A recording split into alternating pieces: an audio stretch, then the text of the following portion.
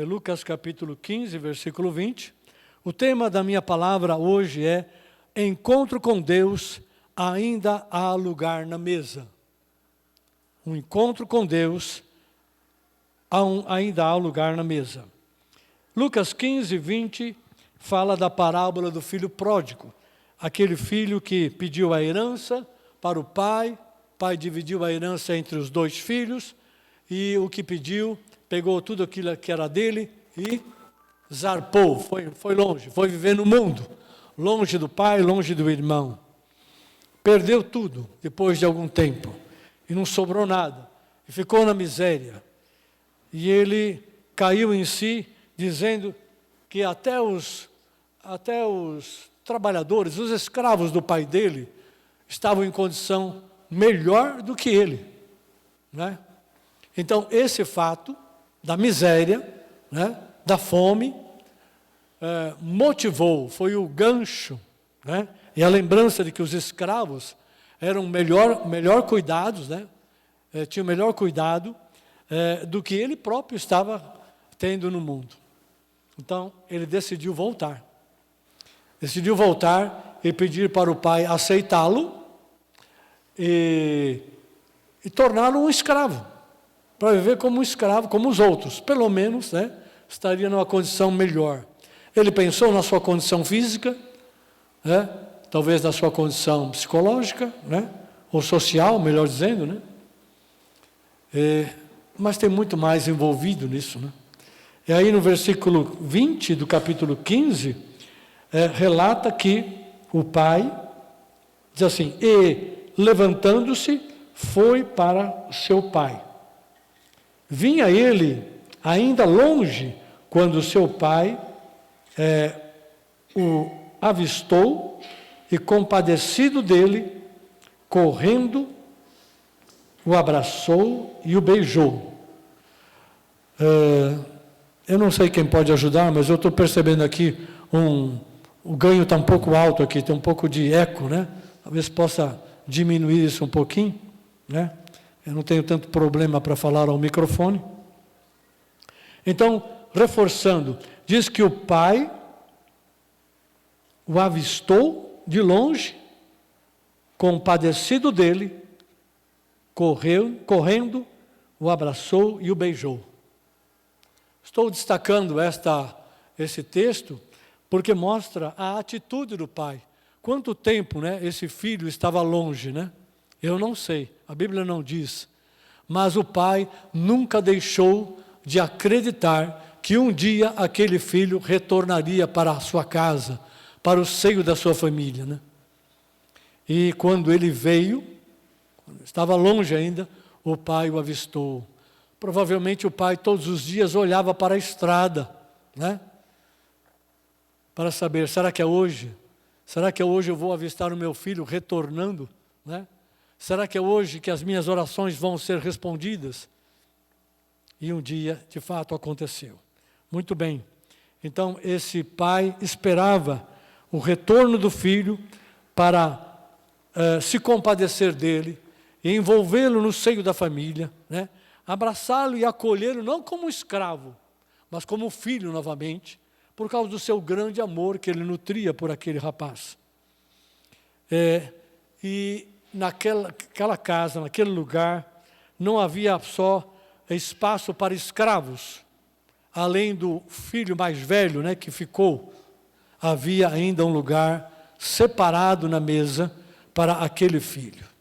Eu fico imaginando que toda vez que o pai sentava com o filho mais velho para comer ali, para tomar a sua refeição, né, junto com talvez outras pessoas ali próximas dali, né, da família, havia uma cadeira vazia. Uma cadeira estava ali, mas estava vazia, porque o pai esperava que mais cedo ou mais tarde ela pudesse ser ocupada por aquele que os abandonou, né, mas um dia, em arrependimento, voltaria. E assim foi. Muito bem. A primeira coisa que eu quero colocar para vocês aqui, eu quero falar um pouco sobre o encontro com Deus. O que é o encontro com Deus, né? A Bíblia, ela mostra vários exemplos de pessoas que tiveram um encontro forte com Deus, né? Há várias descrições. E esses encontros mudaram completamente, né, a vida dessas pessoas. Então, eu gostaria de passar assim rapidamente por alguns exemplos, né?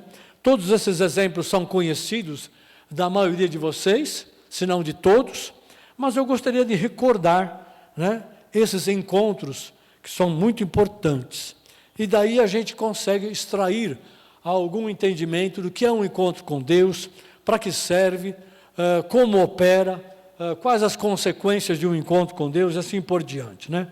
O primeiro texto que eu quero ler é de Gênesis, capítulo 32, versículo 29 a 31. Gênesis 32, 29 a 31. Fala de Jacó, né, voltando para a sua terra. Ele sabia que ia encontrar o seu irmão, né? Ele saiu fugido, sozinho, e agora voltava com 2 esposas, 12 filhos e muito rebanho, muita riqueza, né? E o texto diz acerca desse encontro que ele teve. Antes de encontrar o seu irmão, na madrugada ou durante a noite, ele encontrou com um homem, ou aquilo que seria a aparência de um homem, né? E esse homem começou a lutar com ele. E ele lutou, achando talvez inicialmente que fosse um mensageiro do seu irmão Esaú, né? Alguém que já queria quebrar as pernas dele logo ali, para depois encontrar Esaú poder dominá-lo. Porque ele estava pensando que Esaú iria vingar-se dele, né, por tudo aquilo que ele fez com o seu irmão mais velho. E o texto diz, a partir do verso 29 a 31, tornou Jacó e disse, né, dize, rogo-te, como te chamas? Se referindo àquele homem que lutava com ele, né? Respondeu ele, por que perguntas qual o meu nome? E o abençoou ali. Aquele homem o abençoou ali. Aquele lugar chamou Jacó Peniel, pois disse, vi a Deus face a face, e a minha vida foi salva. Nasceu-lhe o sol, quando ele atravessava Peniel, manquejando de uma coxa. Essa história é maravilhosa. Se você não conhece completamente, pode ler depois Gênesis capítulo 32, né, por completo. Mas eu quis pegar apenas um recorte onde ele começa a entender que aquele homem não era um homem qualquer, não era um mensageiro de Esaú, não era alguém que estava incomodado porque ele estava passando naquela terra. Era alguém vindo da parte de Deus. Era o anjo do Senhor, anjo com letra maiúscula. Era o próprio Senhor, né? E ele lutou com Deus, Jacó lutou com ele, e aí ele o abençoou naquele lugar, e ele chegou à conclusão que vi Deus face a face. Já não era um homem, nem um anjo qualquer. Ele entendeu que era o próprio Senhor. Por isso ele perguntou, qual é o teu nome? E ele respondeu, por que você quer saber ou pergunta pelo meu nome? Como dizer, você já não entendeu não quem eu sou? Já não caiu a ficha para você não? E ele disse, vi Deus face a face e a minha vida foi salva. Aleluia. Ele foi abençoado. Porque na bênção que aquele homem, entre aspas, né, o anjo do Senhor deu para ele, foi, teu nome é Jacó, mas daqui para frente você será chamado de Israel. Israel significa aquele que luta com Deus e prevalece. Jacó prevaleceu com os homens, mas agora ele ia receber uma nova natureza, espelhada ou representada pelo nome Israel, aquele que luta com Deus e prevalece, consegue a bênção, consegue aquilo que busca, consegue alcançar aquilo que está clamando e desejando e necessitando desesperadamente. Foi isso que aconteceu. Ele queria a bênção do Senhor, para que quando encontrasse com Esaú e um bando de 400 homens, ele, a sua família e tudo que ele tinha, não fosse dizimado, destruído, né? Ele precisava da bênção do Senhor. Por isso ele disse, vi Deus face a face e a minha vida foi salva. Esse é um grande exemplo do que é um encontro com Deus. Vamos passar para outro exemplo. Êxodo, capítulo 3, verso 6, conta como Moisés encontrou a Deus lá em Horebe, né? Deus o atraiu através de uma sarça que queimava, mas não se consumia. E o versículo 6 disse mais, eu sou Deus de teu pai, Deus de Abraão, e o Deus de Isaque, e o Deus de Jacó. Moisés escondeu o rosto, porque temeu olhar para Deus. Moisés foi atraído por aquela sarça, aquele arbusto, que queimava, mas não se consumia, continuava inteiro, não é? E ele sabia que aquilo não era normal, era uma coisa sobrenatural. Por isso ele foi atraído, e quando ele chegou até lá, Deus falou com ele, Moisés, eis-me aqui, não te chegues para cá, porque o lugar que você está pisando é santo, tira as sandálias dos teus pés. Moisés entendeu que ali havia uma presença de um ser sobrenatural, que ele não conhecia, e que por isso aquele lugar era santo. Ele tirou as sandálias, porque ele entendeu que aquele pedido, que aquele requisito para ele estar ali, que exigia santidade, junto com a santidade, a santidade se revela através de uma atitude de reverência, e temor a Deus, e respeito profundo. Por isso, quando Deus se revelou, ele disse, eu sou o Deus de Abraão, de Isaque e de Jacó.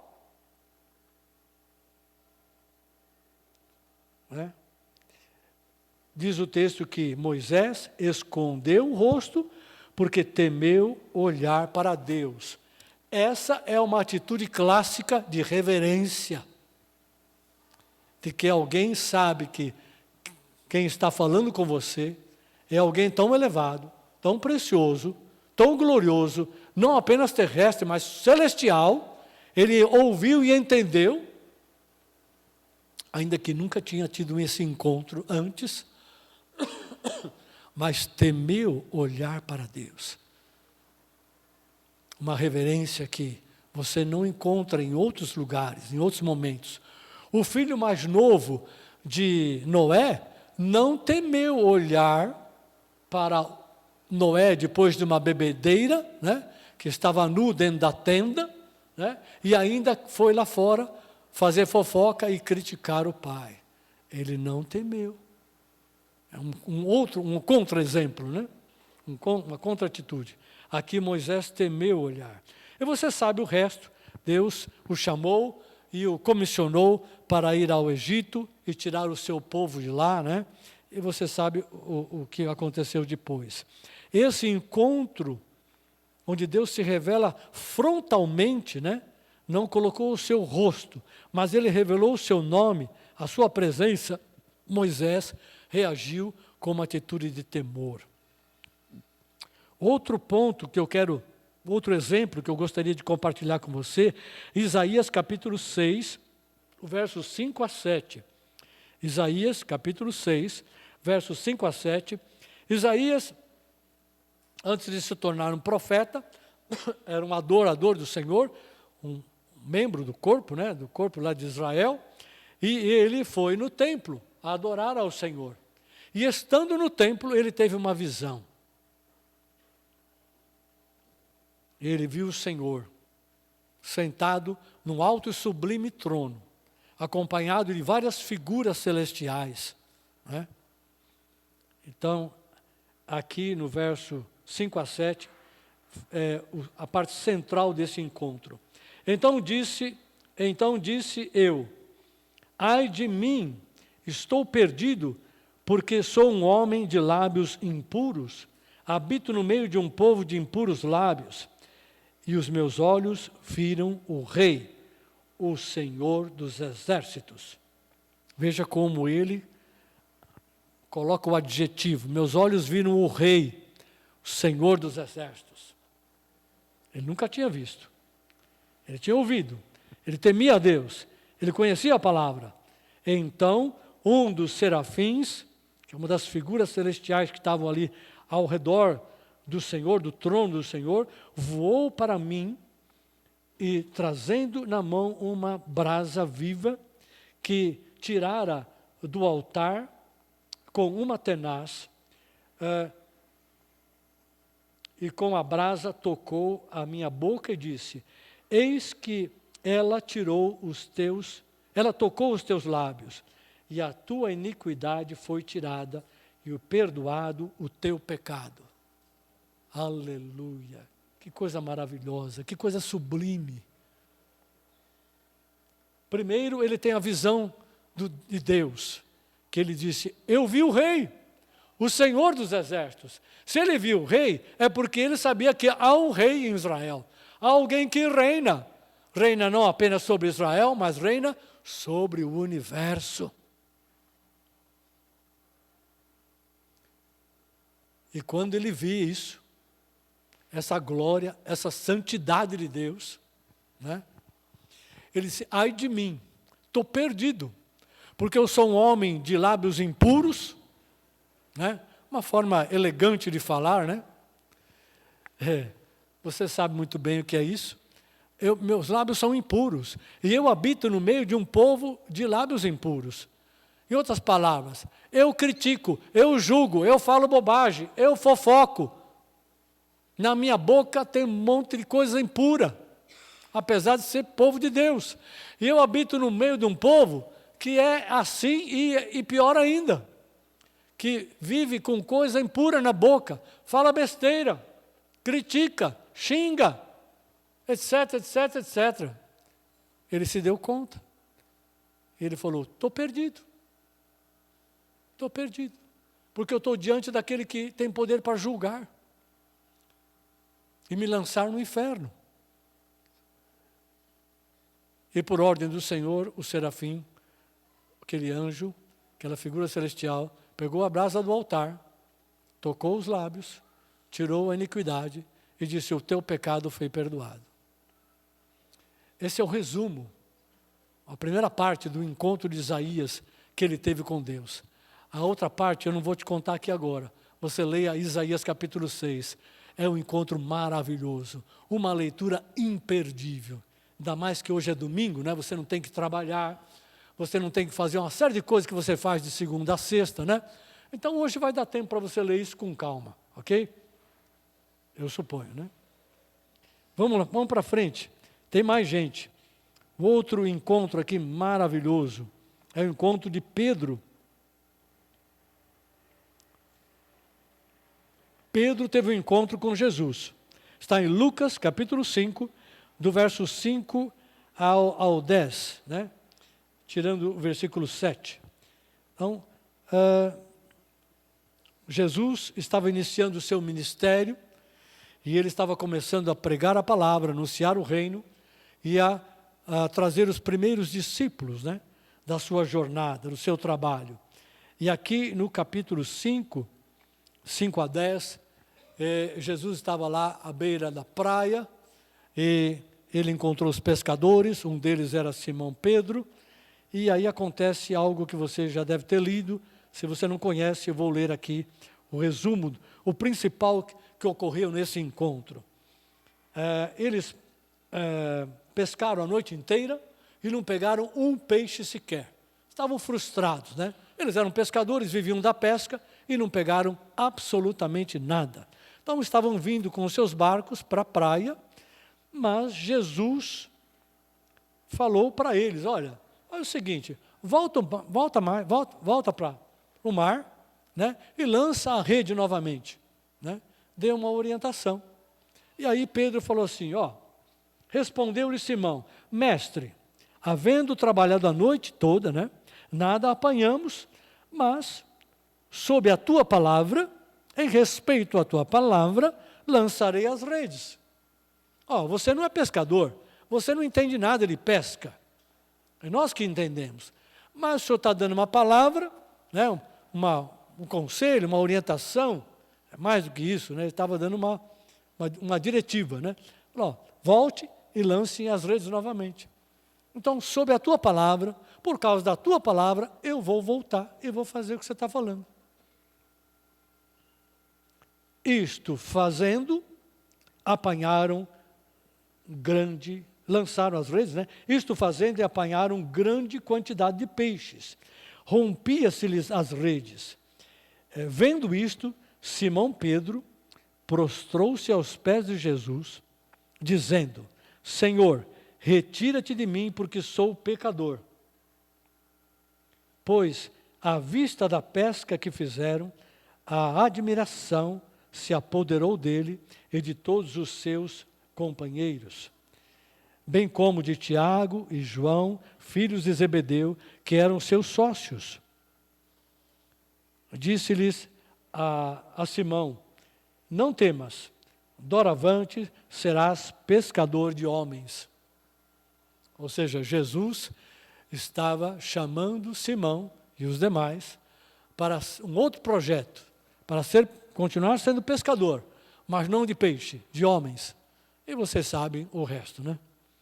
Para cada encontro desse, Deus se manifestou, houve uma reação da pessoa, Jacó, Moisés, Isaías, Pedro, né? Não estou falando de Paulo, né? Para cada um deles houve uma reação. E nessa reação, Deus trouxe o seu projeto, a sua vontade, o plano que ele tinha para aquela pessoa. E através daquela pessoa. Assim foi com Jacó, assim foi com Moisés, assim foi com Isaías, que se tornou profeta do Senhor, e assim foi com Pedro, que se tornou primeiramente o discípulo de Jesus, né? E depois, quando Jesus fez a sua obra na cruz e no túmulo, ele se tornou o principal entre os discípulos, né? O principal do colégio apostólico ali, para seguir em frente, continuando a obra que Jesus havia feito e que deu a eles essa responsabilidade, né? Entre os 12 apóstolos. Então você vê aí que uma coisa muito importante aqui, que a gente pode observar nesses encontros, e você vai encontrar em outras passagens bíblicas, é que o encontro com Deus revelou quem Deus era e o que Ele queria. E nessa revelação, essas pessoas sentiram o peso da sua inutilidade, do seu vazio, do seu pecado, né? E da importância de temer, né? E de ter uma atitude de reverência muito forte diante do Deus que estava sendo revelado. Então, há um perdão, há uma purificação, como ocorre com Isaías, né? Há uma aceitação daquela pessoa, porque Deus já tinha elegido aquelas pessoas. E aí o Senhor abre o seu plano, abre o propósito que Ele tem com aquela pessoa, aquela criatura, né? E o chama para isso, e depois o envia. No caso de Moisés, Moisés estava pronto, mas ele não sabia, né? No caso de Jacó, ele estava numa passagem importante, que ele estava voltando para a terra, né? A terra prometida, que ele prometeu ao seu pai e ao seu avô, né? Abraão e Isaque. E ele tinha um grande problema, né? E o problema foi resolvido, né? Fez as pazes com Esaú e continuou a sua jornada, porque a partir dos 12 filhos, que se tornam as 12 tribos, da onde nasce o Israel como povo, né? Então Jacó tem uma importância fundamental no plano de Deus, né? Tanto é que a Bíblia fala do Deus de Abraão, Isaque e Jacó. E agora é o Deus que se revela a Moisés, né? Para uma obra tremenda, de tirar o povo do Egito e levá-lo a Canaã para entrar novamente, a fim de assumir e tomar posse da terra que Deus tinha prometido. Então você vê aí que os encontros com Deus, ele gera o temor da presença de Deus, a reverência, confissão de pecados, a confissão da sua nulidade, Moisés falou para Deus, o senhor deve estar brincando, querendo me chamar para ir lá falar com o faraó para tirar aquele povo de lá. Eu sou um zero à esquerda, eu sou gago, eu não consigo falar direito, eu não tenho poder nenhum, quem sou eu? Então, naquele encontro, foi verbalizado, da parte de Moisés, a nulidade, a incompetência, a inadequação que Moisés tinha para cumprir o plano de Deus. Deus falou, eu sei de tudo isso, eu sei como você é, mas eu vou te abençoar, e você vai fazer a minha vontade. Não é? A gente percebe? O encontro com Deus traz isso, traz o ser humano passa a enxergar a si próprio na medida que ele é, como ele é inadequado, como no pecado ele é nada, ele não tem valor, ele não tem nada diante de Deus. Mas Deus falou, eu perdoo o teu pecado, eu purifico a tua vida e eu te fortaleço, eu te capacito para você fazer a minha vontade. E assim foi com todos eles, né? Então, esse é o ponto principal, é o ponto que a gente precisa considerar quando a gente fala a respeito de encontro com Deus. Ou seja, o encontro com Deus, ele tem um caráter libertador, transformador e redirecionador. É o que aconteceu com essas pessoas. Elas foram libertas, elas foram transformadas para se tornar servos de Deus e tiveram a sua vida redirecionada para cumprir o propósito de Deus. Nós cantamos um cântico, já há bastante tempo a gente não canta, que diz que Deus tem um plano para cada criatura. Né? E Deus tem um plano para cada um de nós. E esse plano está sendo desenvolvido. Mas ele é desenvolvido a partir do momento em que nós temos um encontro com Deus. A partir do momento em que nós entendemos que Jesus é o Salvador e o Senhor de todo aquele que crê nele. A partir do momento que a gente entende que Jesus morreu na cruz e foi ressuscitado, saiu do túmulo para nos justificar, para perdoar os nossos pecados e nos colocar no caminho de Deus e nos dar uma vida nova, nos reconciliando com o Pai. Como aquele filho perdido se reconciliou com o pai, voltou a casa e ocupou um lugar à mesa, como filho naquela família, né? Como herdeiro novamente. Então, o encontro com Deus tem esse caráter libertador, transformador e direcionador. Outro aspecto é que o encontro com Deus sempre promove perdão, reconciliação, cura, libertação, santificação e avivamento. Quem já passou por um encontro com Deus sabe disso. Quantos já experimentaram isso na sua vida? Levante a sua mão ou diga amém. Amém. Glória a Deus. Se você teve já um encontro com Deus, essas coisas que eu citei, e eu vou repetir, porque é importante, né? No encontro com Deus existe perdão dos pecados, libertação, reconciliação com o Senhor, né? Cura física, cura emocional, dos traumas emocionais, santificação da sua vida, limpeza, purificação e avivamento. O que é avivamento? É Deus te dando graça e uma força nova para você viver uma vida nova sobrenatural, para andar com Ele e agradá-lo em todas as coisas. Então, o encontro com Deus tem essa característica, esse caráter. Por isso é tão forte, por isso é tão sublime, por isso é tão transformador, vamos dizer assim, né? Como aconteceu com esses homens que eu li há pouco, né? Do encontro que eles tiveram com Deus.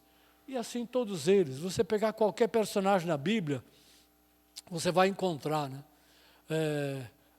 As mesmas características. E o que aconteceu lá no passado, acontece hoje da mesma maneira, porque Deus não mudou, é o mesmo. Jesus não muda, Ele é o mesmo ontem, hoje e será para sempre, né? A vontade de Deus é a mesma, tanto para as gerações da antiguidade, do antigo Israel, como para os primeiros cristãos e para aqueles que estão vivendo sobre a terra hoje, né? Agora, voltando aqui a falar a respeito lá do encontro, né, daquele filho pródigo com o pai, que ele o abraçou, se compadeceu dele, né?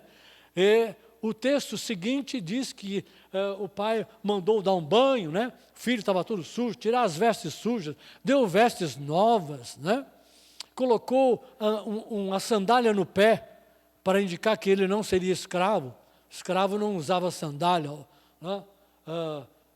Vivia descalço, mas o filho andava com sandália e mandou colocar um anel de filiação no dedo novamente. Acolheu como filho. E deu uma festa para celebrar o retorno do filho que estava perdido. Isso nos faz lembrar de que, assim como naquela casa havia uma mesa, e na mesa só comiam os familiares. Os escravos não, os escravos tinham outro lugar, separado, né? Naquela casa tinha uma mesa que só tinha direito de comer ali os filhos, ou os parentes próximos ali, né, da família. Os demais não. Havia um lugar naquela mesa. E aquele lugar estava separado para aquele que iria voltar. E voltou. Então, da mesma maneira que aconteceu na parábola que Jesus contou, tem acontecido hoje, aconteceu conosco e continua a acontecer. Isso significa que aquele que está perdido no mundo, sem Deus, vazio, sem direção, pobre, miserável, espiritualmente falando, psicologicamente falando, às vezes até fisicamente falando, né? Na pobreza, na miséria, sem nada. Uma vida espoliada, vazia, né? de virtudes, de propósito, né? Enfim, um pobre, como a Bíblia diz, pobre de espírito, né? Para esses, a casa do Senhor tem um lugar, e a mesa do Senhor tem um lugar de assento, né? Deus está desejoso que aqueles que Ele quer alcançar venham para a sua casa e tomem lugar à mesa. Há sempre lugar para mais um. E Deus está trabalhando nesse sentido. Eu estou lembrando aqui daquela ordem, né, que Deus deu ao profeta Ageu, capítulo 1, versículo 8, quando ele dá uma ordem para eles e buscar construir a casa do Senhor, né? Ali era uma casa física, de pedra, madeira, ouro, etc., né? Mas, naquela época, aquela casa precisava ser construída, porque uma vez construída, Deus colocava ali o seu nome e a sua bênção. Então o povo poderia ir lá para adorar, buscar o Senhor, buscar a bênção do Senhor, e ali havia um ministério, composto por sacerdotes e levitas. E eles ministravam ao Senhor os sacrifícios, né? E ministravam a bênção ao povo. Sem que houvesse aquela casa levantada, não poderia haver os sacrifícios oferecidos a Deus, e não haveria um ministério separado para abençoar o povo e ensinar ao povo os caminhos de Deus através da palavra. Então era necessário construir aquela casa. E Ageu, capítulo 1, versículo 8, diz: subi ao monte, trazei madeira, edificai a casa, dela me agradarei e serei glorificado, diz o Senhor. Se a casa não fosse importante, Deus não teria dado esta ordem para eles. Se aquele templo não fosse importante, porque havia sido destruído no anterior, né? Ele não pediria para reconstruir novamente. Porque sem a casa, como eu disse, não haveria a presença de Deus ali sobre o povo. Não haveria a bênção de Deus, não haveria um ministério ativo, sacerdotes e levitas, trabalhando em favor do povo diante de Deus e em favor de Deus para abençoar o povo. A casa era fundamental. Sem a casa, não haveria sacrifícios diante do Senhor, não haveria glória para Deus, não haveria um povo honrando ao Senhor, não haveria um povo trabalhando, fazendo a vontade de Deus e espalhando o conhecimento desse Deus único e verdadeiro, que só o povo judeu tinha. Só o povo de Israel. As outras nações ao redor adoravam muitos deuses. Deuses que na verdade não eram deuses, eram falsos ídolos, falsos deuses, porque eles não conheciam o verdadeiro Deus que Israel conhecia. Então, ali foi importante. Esse texto de Ageu, para mim, ele tem um texto correspondente no Novo Testamento, um texto que lhe diz respeito. E agora nós vamos lá para Lucas, no capítulo 14, do verso 21 ao 23, é um texto maravilhoso, onde Jesus está contando, ele entrou na casa de um fariseu, né? Capítulo 14, versículo 21 a 23, ele foi lá para, convidaram ele para tomar uma refeição, e ali aconteceram algumas coisas. Depois você pode ler o capítulo 14 completo, né? E vai ver que coisa interessante, especialmente a partir do verso 15, né? Mas eu só vou ler aqui o verso 21 e 23. Aconteceram algumas coisas ali, e alguém falou para Jesus, vamos ver onde está isso. Bem-aventurado aquele que come pão no reino de Deus. E Jesus passou a contar uma parábola para ele, né? De um homem, certo homem, preparou uma ceia para os seus convidados e mandou o seu servo chamar os convidados, dizendo, olha, está tudo preparado, a ceia está pronta, só faltam vocês. E o servo foi e chamou os convidados. E cada um deles foi dando uma desculpa, e ninguém quis ir à ceia desse homem importante, segundo a parábola. E o servo voltou e falou, olha, aconteceu tudo isso, e eles não quiseram vir. E o dono da casa, né, que havia convidado, ficou chateado, mas também ficou irado com eles, falou, bom, quer saber? Então, se eles não querem, eles não vão participar, né? Então, você sai e vai convidar outras pessoas. E aqui nós temos o verso 20, eu vou ler a partir do verso 21. Voltando o servo, tudo contou ao Senhor. Então, irado, o dono da casa disse ao seu servo, saí depressa para as ruas e becos da cidade e trazei para aqui os pobres, os aleijados, os cegos e os coxos. Pessoas que, naquela sociedade, seriam desprezíveis, desconsideradas, sem valor, né? Mas os que o dono da casa convidou, não quiseram aceitar. Bom, se eles não querem, eu vou substituir eles por aqueles que eles julgam que nunca poderiam ser convidados e deveriam estar aqui. Então, chamou. Aí o versículo 22 diz, depois lhe disse o servo, Senhor, feito está, como mandaste, ainda há lugar na casa. O que eu faço? Respondeu-lhe o Senhor, saí pelos caminhos e atalhos e obriga-os a todos a entrar, para que fique cheia a minha casa. Para que fique cheia a minha casa. Porque eu declaro que nenhum daqueles homens que foram convidados provarão da minha ceia. Afinal das contas, o que é que Jesus estava falando aqui?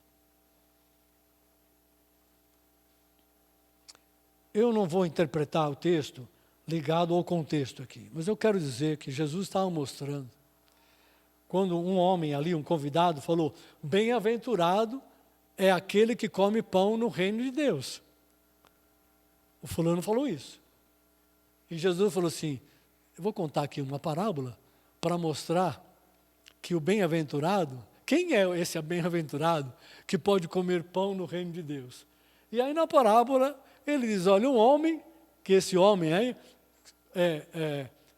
está representando Deus, né? Chamou os seus convidados, chamou aqueles a quem ele prezava, que ele tinha amizade. E aqui Jesus está se referindo ao povo de Israel. Chamou aqueles que eram seus amigos, chamou aqueles que ele conhecia, chamou aqueles que ele gostaria que fossem honrados em comer ali da mesa desse homem importante. Mas todos eles falaram, não, estou ocupado, não posso ir, não dá, fica para depois, é outro dia. E ninguém quis. E o homem falou, eles não querem? Então vai, chama aqueles que são desprezados. Chama os pobres, os aleijados, os coxos, os cegos. E o servo trouxe. E eles vieram para comer o quê? Pão na casa desse homem importante. Que é uma parábola que traz a semelhança, né? É uma semelhança do que é comer o pão no reino de Deus. Jesus estava pregando o reino de Deus, estava chamando todos eles para o reino de Deus. Jesus não tinha dois discursos, dois assuntos, era um único assunto. O reino de Deus é chegado a vós. Arrependei-vos e convertei-vos para que sejam cancelados os vossos pecados. Esse era o discurso de Jesus, era a pregação de Jesus o tempo todo, em todo lugar. Só que o servo falou, ainda há lugar. Então você sai e vai para tudo quanto é canto, caminho, atalho, beco, por tudo quanto é lado, e obriga-os a entrar. Ou seja, convence-os, não é para trazer obrigado, né? Obriga-os, em português aqui, convence-os que é importante para eles, que eu estou oferecendo uma coisa maravilhosa. Eles vão vir comer aqui pão, ou a ceia, na minha casa. Sabe o que é comer pão no reino de Deus? É participar da salvação. Simples assim. É participar da salvação, da vida eterna, da vida que Deus preparou para os seus filhos, mas que as suas criaturas, desde o Éden, desde Adão, rejeitaram, quando disseram, nós não queremos mais, queremos andar por nossa própria conta. Não queremos comer da sua mesa, queremos fazer o nosso próprio prato, ter a nossa própria mesa. Foi isso que Adão fez com Eva. E em todo esse tempo, Deus tem procurado as suas criaturas, tem chamado, porque Ele quer que as suas criaturas se tornem agora em Cristo filhos e filhas de Deus, para comer pão no reino de Deus, para comer pão da mesa do Senhor. Nós já comemos antecipadamente. Toda vez que nós comemos do pão e do vinho aqui na Santa Ceia, nós estamos figuradamente participando de uma realidade, que é o sacrifício de Jesus na cruz e no túmulo. Dessa nós já participamos. Mas há uma glória maior, há uma consumação maior. A obra não acabou, nós já somos convidados para esta ceia final, que é as bodas do Cordeiro. Mas ainda não chegamos lá, mas estamos caminhando. Mas todo mês, e podia ser toda semana, nós comemos o pão que Jesus ofereceu para os seus discípulos, quando Ele estabeleceu a nova aliança. E bebamos do vinho separado, o cálice da nova aliança, no sangue de Cristo. Nós estamos participando. Mas há mais do que isso. Ou seja, há mais porque faz parte disto. Participar do sangue e do corpo de Jesus, participar da vida de Jesus, significa participar de todas as bênçãos, de tudo aquilo que Deus preparou para os seus filhos em Cristo Jesus. Aleluia! Glória a Deus. Deus tirou o povo de Israel do Egito. Libertou. Glória a Deus. Foi para o deserto.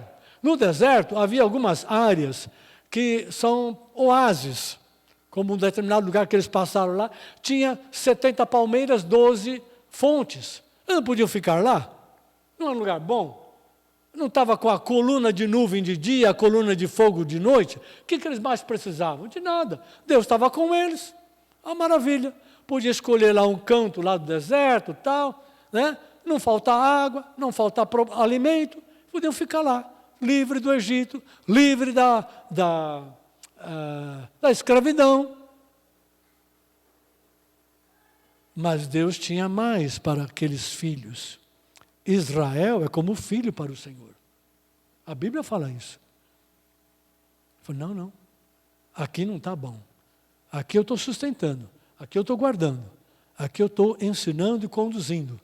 Mas eu tenho um lugar preparado para vocês, lá na terra prometida. É o melhor da terra, terra que mana leite e mel. Jesus tem uma grande ceia, ou Deus tem uma grande ceia preparada para os seus. Mas ela começa aqui. E ela vai acontecer lá. Lá que eu digo é nos céus. Né? Nos céus. Com Jesus. Jesus mesmo falou isso. Eu não vou provar mais do suco da videira, né? do fruto da videira, até que eu beba de novo no reino dos céus. Aleluia. Então, Jesus estava dando uma parábola e estava falando, olha, os convidados muitas vezes se acham indignos e eles desprezam o convite. Eles estavam desprezando o convite de Jesus. Eles se achavam bom demais para se arrepender, confessar os seus pecados e se dobrar diante do Mestre Jesus. Então Jesus falou, não tem problema. Chama os pobres. Quando João Batista mandou mensageiros falar com Jesus, pergunta para ele se ele era o que havia de vir ou se nós temos que esperar outro. Foi a pergunta de João, que os mensageiros deram para Jesus. Jesus falou para eles, fica aqui. Daqui a pouco eu respondo para vocês. E começou a pregar a palavra, começou a curar, a libertar as pessoas. Feito a obra, despedido as pessoas, ele falou assim, a resposta que vocês vão dar para João é o que vocês viram. Diga para ele que os coxos estão sendo curados, os aleijados estão voltando a andar, né? Os leprosos estão sendo purificados, e aos pobres se prega o reino de Deus. O evangelho do reino de Deus. Eu já tinha uma resposta. Então, Jesus estava dizendo, olha, há um lugar na mesa. O Pai é que tem a sua casa. Ele é que coloca a mesa. E os assentos na mesa, Ele coloca. E Ele está dizendo, ainda há lugar na casa.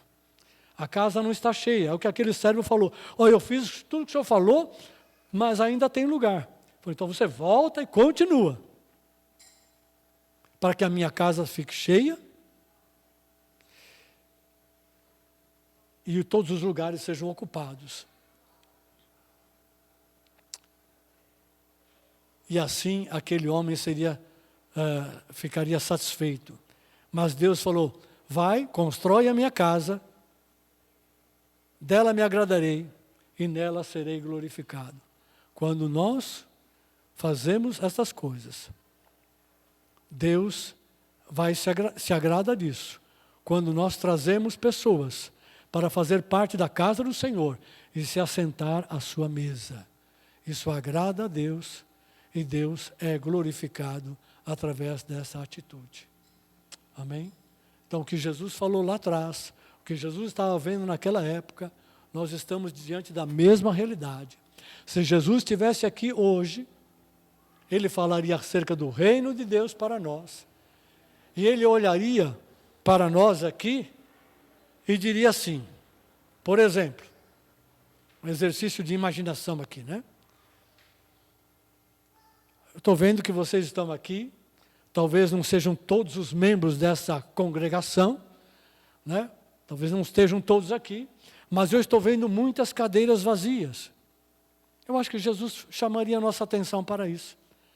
Falou, a vontade do Pai é que todas essas cadeiras sejam ocupadas.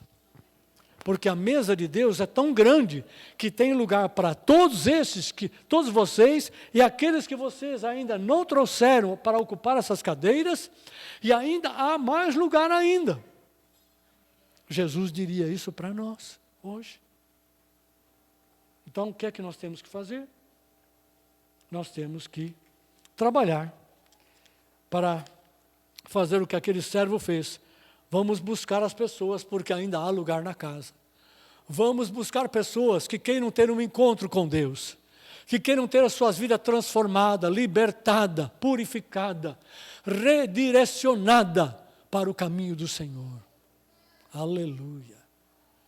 Pessoas que não querem mais andar no caminho do mundo, não querem mais participar da mesa do pecado, da iniquidade, da injustiça, da corrupção e da maldade, da perversidade que está tomando conta desse mundo de uma maneira vertiginosa.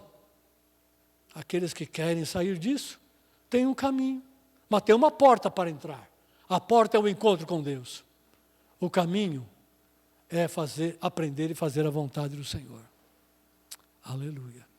Quantos querem cumprir a vontade do Senhor? Quantos querem ir buscar outros para encher a casa do Senhor?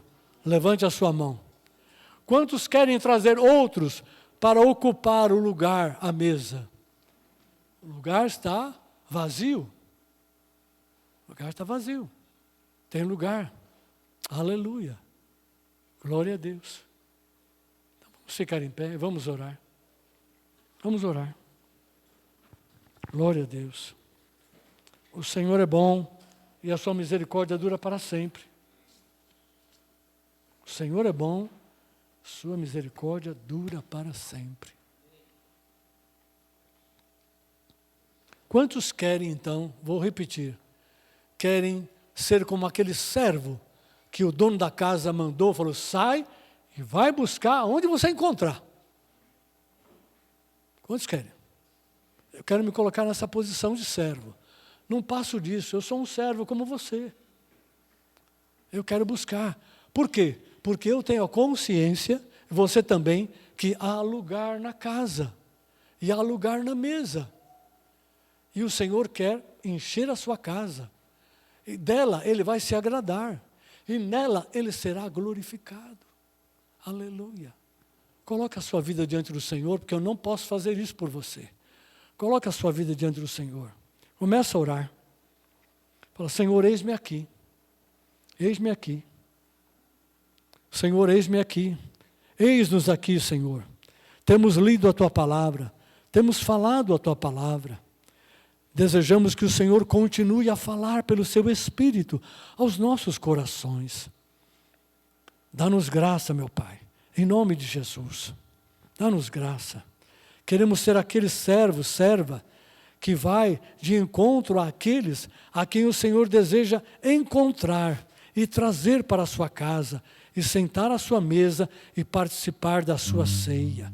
Ajuda-nos nesse sentido, Senhor, em nome de Jesus. Muito obrigado, Pai, em nome de Jesus, por nos tornar não somente conscientes dessa realidade, mas colocar em nós graça, ousadia, coragem, destemor, disposição para compartilhar e para convidar, Senhor, estas vidas para participar da sua mesa e do seu chamado, em nome de Jesus. E todos digam amém, Senhor. Aleluia. Glória.